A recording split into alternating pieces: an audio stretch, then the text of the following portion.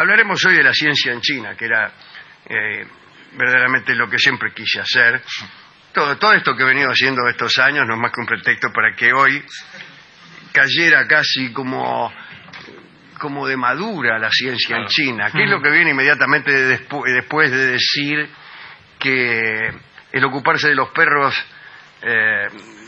el no ocuparse de los perros no garantiza el ocuparse de los pobres. ¿Qué viene? La ciencia en China, claro. Inmediatamente. Hablando de eso, dice alguien, la ciencia en China. Aquí se ha dicho muchas veces el siguiente pareado: para grandes y grandes desatinos no hay como los japoneses y los chinos. Vamos a referirnos hoy a la ciencia en China, que está llena de desatinos. Por comodidad nos ubicaremos en el segundo imperio de la dinastía Han, que es el corto periodo que va desde el año 25 al 220 de nuestra era. Ahí ya saben ustedes un montón de dinastías en la China, ya lo hemos dicho varias veces. La primera es la dinastía mítica, la del emperador amarillo, que no tiene una cronología muy cierta, son dinastías conjeturales. Después la Xia, lo escriben con H y con S, es muy difícil decir Xia, pero bueno, así es. Después la Yang, después la Zhou, después la Qin. Ahí en esa dinastía de corta trayectoria estuvo el legendario segundo emperador amarillo, que fue Shi Huangdi, aquel de la muralla y los libros que cita Borges, aquel que se proclamó primer emperador y para enfatizar ese nombramiento abolió el pasado. ¿Qué es lo que debe hacer uno cuando da por no existente el pasado? Primero, quemar los libros, porque los libros dan cuenta de un pasado. Entonces quemó los libros, abolió el pasado, se proclamó primer emperador, negó toda sabiduría anterior, pero además era un hombre que tenía mucho miedo a la muerte, entonces se construyó un palacio de 365 habitaciones y una prefabricada para los años bisiestos, y dormía cada noche en una habitación distinta para que la muerte no pudiera sorprenderlo. Y también es Shi Huangdi el que comenzó la construcción de la muralla china, tal vez para detener a los bárbaros, tal vez para detener a la muerte misma, yo no lo sé. Dinastías famosas, la Tang, la dinastía de los mongoles llamada Xuan, que fue la que encontró Marco Polo, que dijo así son los chinos, y eran los mongoles. Y nunca lo supo porque ¿quién podía saberlo, ¿no? Y después la dinastía Ming, que es aquella que construía las porcelanas de la dinastía Ming, que se rompían siempre en las películas de espionaje, ¿no? La película de Simón Templar, El Santo, se arrojaban con jarrones de la dinastía Ming. Y después los manchúes, que fue la última dinastía de los chinos, que terminó en 1912 con la revolución que, como sabe cualquiera que haya visto esa película, El último emperador, ese fue el pibe ese. Bueno, listo. Pero bueno, segundo imperio Han. La burocracia central dio empleo a muchos astrónomos, ingenieros, magos, porque la ciencia y la hechicería podían coexistir. Se mantenía todavía en pie la vieja idea de que los fenómenos naturales tenían mucha relación con los poderes sobrenaturales. La disciplina más importante era la astronomía, cuyas predicciones respecto a los movimientos celestes eran consideradas secretos de Estado. El servicio meteorológico estaba rodeado de una guardia, unas puertas que nadie entraba. Eso era el secreto. El clima de mañana era un secreto. En un edicto imperial dice lo siguiente. A ver, lo tiene ahí. Pero lo tengo aquí. De ahora en adelante, los funcionarios astrónomos de ninguna manera podrán reunirse con funcionarios de la Administración General ni con el pueblo. El censor cuidará de ellos. Es decir, que los funcionarios astrónomos no podían ir a los cafetines divulgando cosas tales como la proximidad de eclipses, las fases de la luna, etcétera, ¿no? Se presume que la astronomía sirvió principalmente para el estudio de un planeta que los chinos creían invisible y que formaba parte del sistema solar. Podríamos hablar algún día también de planetas invisibles. Los pitagóricos, por ejemplo, hablaban de un fuego central, decían que la Tierra giraba alrededor de un fuego central que nunca veíamos, porque la Tierra presentaba ante ese fuego siempre el mismo hemisferio, que era el hemisferio deshabitado, ¿no? Sería el hemisferio sur, digo yo, y que la gente habitaba en otro hemisferio, que era el habitado. Lo que veíamos de brillante en el Sol no era otra cosa que el reflejo de ese fuego central. Además hablaban los pitagóricos de una especie de antitierra que quedaba ubicada entre el fuego central y la Tierra, que siempre estaba oculta, o mejor dicho, visible desde el hemisferio en que no había nadie. O nadies. ¿Cómo se dice? ¿Nadie o nadie? No, nadie. Para mí se dice nadie cuando es uno el que no está. Claro, si son muchos son nadie. Y si son muchos los que no vinieron, entonces nadies. Los chinos también estudiaban un planeta que creían invisible.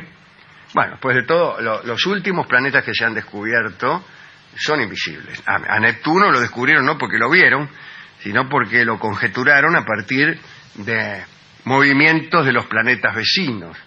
Como uno también puede conjeturar un vecino de su casa sin verlo. Oye los ruidos, la cadena del inodoro. Nunca lo vio al tipo que trabaja de vigilante o de panadero y se levanta a las 4 de la mañana, pero uno lo conjetura y dice, ahí debe estar Neptuno. Bueno,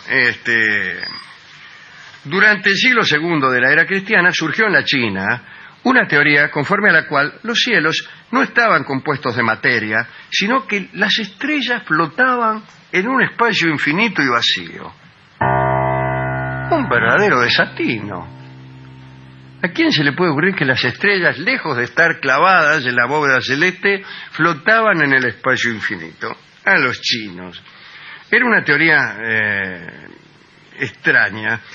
Un poco antes de ella, mientras reinaba Wang Mang, el usurpador, en el año 18, había sido inventada una máquina que imitaba el universo.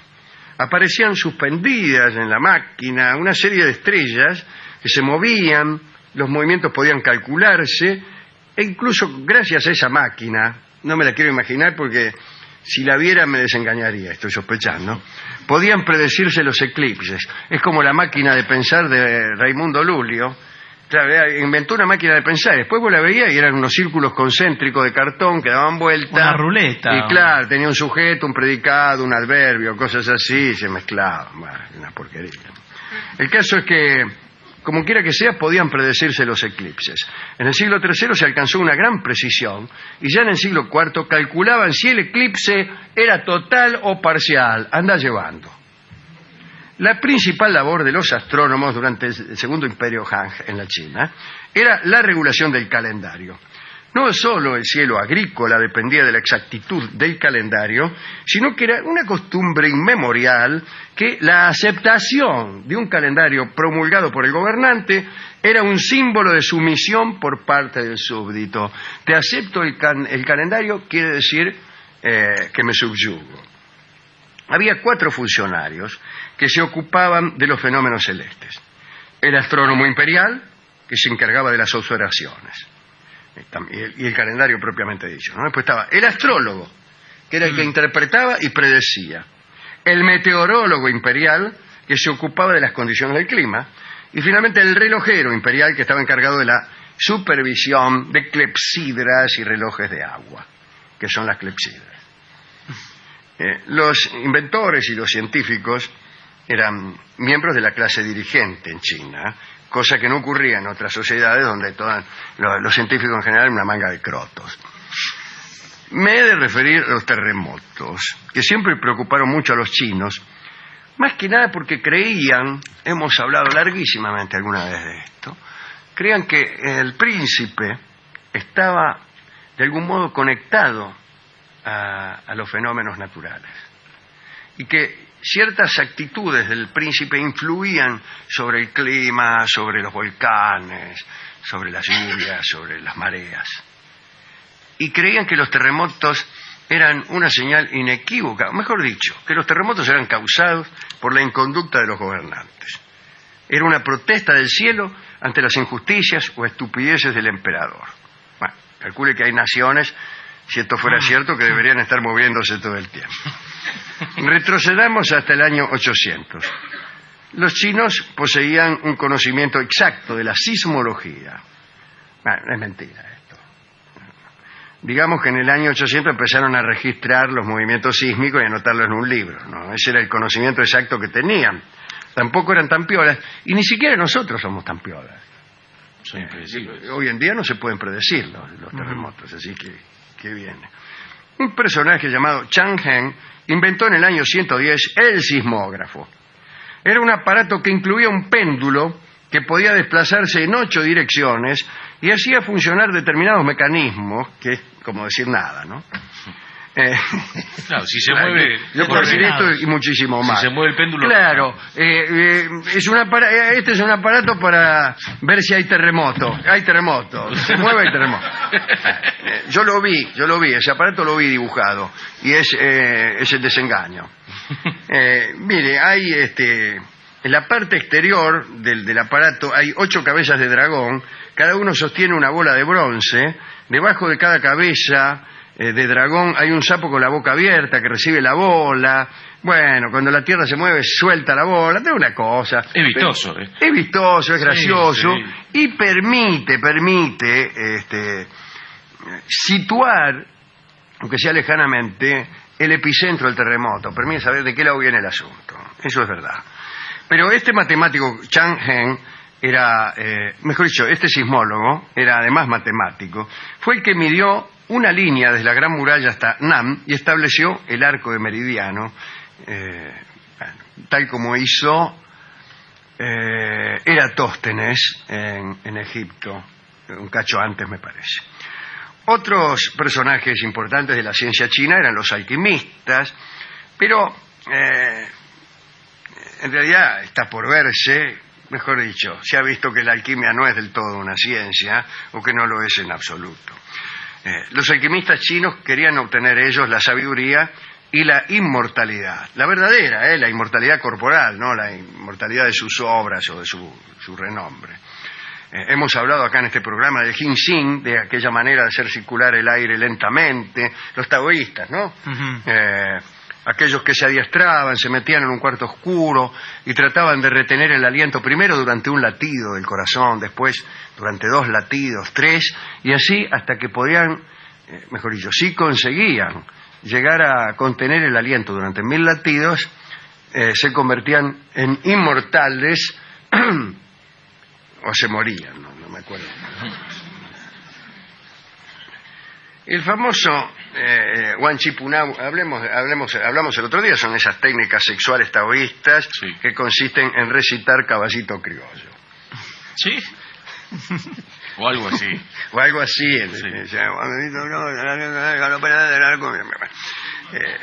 Los taoístas son muy explícitos, pero yo trataré de no serlo porque después de todo no conviene que lo sepan muchas personas. Pero básicamente generar la energía sexual para no dejarla escapar. Y ahí cuentan, y lo hemos dicho no hace mucho aquí, que el emperador amarillo era capaz de beneficiar a 1200 concubinas sin dañar su salud y sin despeinarse. Algunos alquimistas conseguían oro, conseguían la transmutación de los metales. Pero ese oro no se vendía, sino que era una etapa para proceder a la obtención de la sabiduría y luego la inmortalidad. El primer texto alquímico conocido fue el Shang-Gun-Shi, que era un seudónimo. El Shang-Gun-Shi era el tipo, ¿no? El que lo escribió. El de Shang-Gun-Shi, que era un seudónimo en realidad como todos los nombres chinos, ciertamente. No. El libro explica en 90 párrafos, que es poco, la fabricación partiendo del oro de la píldora de la inmortalidad, que se conseguía mediante un procedimiento térmico muy complejo, tan complejo que en realidad no sale nunca bien. Bueno, había muchos científicos trabajando en los talleres imperiales durante el Segundo Imperio Han. Allí se inventó el fuelle metalúrgico. Andá llevando. ¿Qué es el fuelle metalúrgico? ¿Qué es? El de la fragua. Ajá. Ese que vos le das manejo y sale un aire y ahí este fuelle se movía por fuerza hidráulica. Y ahí eso sirve mucho para la industria del hierro y te deja en la puerta del acero, digamos en la puerta, ¿no? Otro invento de los talleres imperiales fue el papel, realizado por un eunuco, Sai Lung, y el papel cuando se combinó con la imprenta, revolucionó las comunicaciones. Aquí hay que desdecir a algunos historiadores que dicen que los chinos inventaron la imprenta. Bueno, la imprenta de los chinos era casi una imprenta, era una especie de sellado. Gutenberg inventó la imprenta de tipos móviles, pero los chinos preparaban unas gigantescas piedras, tan grandes como una página, grababan en una piedra, era toda la página, no tenía tipos móviles. Grababan toda la página, después la entintaban, le pasaban papeles por encima y efectivamente conseguían muchas copias. Pero escribir una página en piedra era una cosa muy difícil. La piolada de Gutenberg fueron los tipos, y en chino peor todavía. La piolada de Gutenberg fueron los tipos móviles, ¿no? Esa es la cosa. Bueno, muy bien. El libro impreso más antiguo que se conoce es el Sutra de Diamante, que es del año 868 y fue hallado ahí en unos templos budistas de Tonghuan. Durante siglos los chinos habían usado antes de esto la tinta y el papel y las piedras. En las primeras décadas del siglo X ya había ediciones impresas de los libros canónicos del confucianismo sería mejor todavía, y según el historiador Arthur Koffel, la producción de papel favoreció la difusión de hábitos higiénicos de todas las sociedades, como bien sabemos. También en aquellos talleres del Imperio Han, se inventó la carretilla. Se atribuye la idea central al general Xu. Y otro elemento del que hemos hablado muchas veces es el estribo, que tuvo mucha importancia en la guerra, porque antes de la invención del estribo, casi la equitación de la guerra no tenía mucho sentido, porque vos no tenías dónde apoyarte para tirar lanza. Para trabajar la lanza tenés que apoyarte. No había estribo. Fíjate vos, hasta que acá a Europa, yo no estoy seguro de la fecha, pero siempre después del año 1000 es el estribo. El estribo. Las tropas romanas no llevaban estribo. Miren las películas. Cuando pasen películas de los griegos y la vean con estribo, usted váyase del cine a los gritos. No conocieron el estribo. ¿Y entonces cómo hacían? Muy sencillo, usaban carros de guerra. Claro. ¿Qué sentido tenían los carros de guerra? Porque no habían inventado el estribo, y si vos no estabas arriba de un carro no podías tirar la lanza. Y si tirabas la lanza y no tenías estribo, te ibas con lanza y todo. Claro, con todo. Bien, no podías hacer fuerza. Ese es un invento extraordinario, el estribo. Bueno, hablemos del timón también. El timón de popa, ¿no? El timón que conocemos ahora. Lo inventaron los chinos durante el Imperio Han. En el occidente manejaban los buques con remos, y esto limitaba mucho el tamaño de los buques.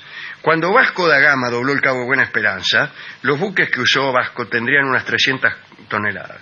60 años antes, el almirante Qin Ho, el más famoso de los almirantes de la historia china, navegó las costas orientales del África con unos barcos de 1.500 toneladas. Porque ya tenían el timón de popa. Bueno, también estaba, digo, así como una breve mención para la medicina china, el yin y el yang, todo eso, los 5 órganos importantes, el corazón, el hígado, el vaso, los pulmones y el riñón. Y esto se le relacionaba con los 5 elementos que eran el agua, el fuego, la madera, el metal y la tierra. Todas esas cosas. No ponían cerebro. Nah, entre los importantes. No, para nada. Pero eso no era muy importante acá, la medicina china. Remedios hechos a base de plantas, de insectos. Sí conocían el pulso. Wang Shuho en el año 301 explicó que 6 pulsos podían ser examinados para descubrir la condición de los órganos internos de cada uno. Y el tipo describía 52 tipos principales de pulso, incluyendo 9 que significaban la muerte inminente. Pero no hablaremos de la medicina china. Todo esto lo quiero decir para decir que los chinos inventaron todo. Y sí, la verdad. No hablemos, ni hablamos de la pólvora, porque lo inventaron no en los talleres del Segundo Imperio Han. Los cohetes, los famosos cohetes, cuando fue Marco Polo, que se encontró, ya que están los chinos, que eran los mongoles, estaba ahí Kublai Khan y le dice a los cortesanos, a ver, dice, tírenle unos cohetes acá a los señores Polo. que estaban Marco Polo, el tío, que yo, empezaron a tirar cohetes, ¡pua, pua! Y Marco Polo, y bueno, está bueno, pare, ya está. No se entusiasma. Pero también son un invento chino. Todo es un invento chino. Todo, absolutamente todo. menos la virome. La virome es argentina y todos los demás inventos son chinos. Pero qué curioso que hayan inventado el estribo. Para un gaucho, que un estribo sea un invento de un chino. Pero todas las cosas gauchas las inventaron los chinos también. Todas las cosas, las boleadoras. Las boleadoras, los chinos. ¿La rastra? ¿En serio? La rastra, los chinos. El rebenque. El rebenque, los chinos. El recabo y la montura, los chinos. Y el tirador, los chinos. Por eso le dicen la China. Por ella, la mujer le inventaron los chinos. Todo los chinos. Escucharemos ahora un estilo que canta Carlos Gardel, que es de los primeros que él ha grabado, no en esta versión, pero históricamente, y que se llama El Tirador Plateado, que seguramente se trata también de un invento chino. El gaucho también es un invento chino, el mate, la bombilla, la empanada y la argentinidad toda es un invento de los chinos. Un bello estilo escucharemos, un hermoso estilo. El Tirador Plateado. Adelante.